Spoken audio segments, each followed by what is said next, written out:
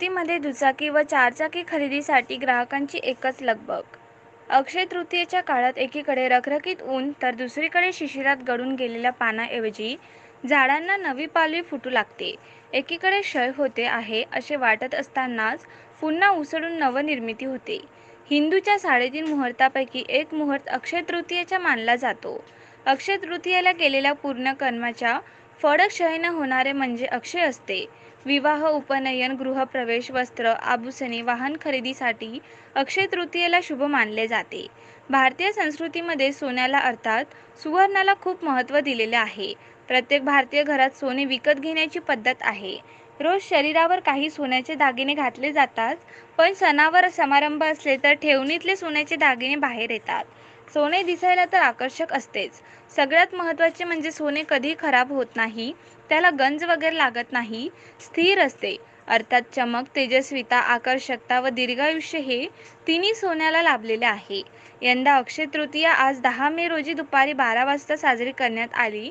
या शुभदिनी गजकेसरी शश आणि सुकर्मा हे योग देखील असल्याने नवीन वस्तू खरेदी तसेच नव्या कामाची सुरुवात करण्यासाठी शुक्रवारी अमरावतीकरांची एकच लगबग दिसून आली.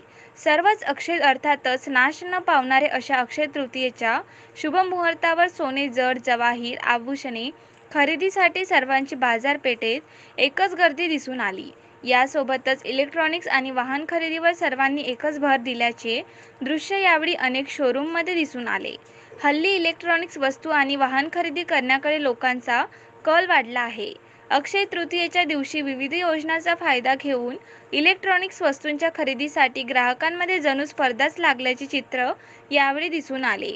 बुकिंग आधी करून शुभ मुहूर्तावर वाहन घरी नेण्याची प्रथा आहे. अनेकांनी दुचाकी आणि चारचाकी वाहनांचे बुकिंग आधीच केले असल्याने यंदा इलेक्ट्रिक वाहनांचा टक्का वाढणार असा विश्वास व्यक्त करीत बाजारात कोट्यवधींचा उलाढालीचा अंदाज वर्तवित व्यापाऱ्यांनी ही अक्षय तृतीया सर्वांसाठीच धनावर्धिनी ठरणार असल्याचे सांगितले.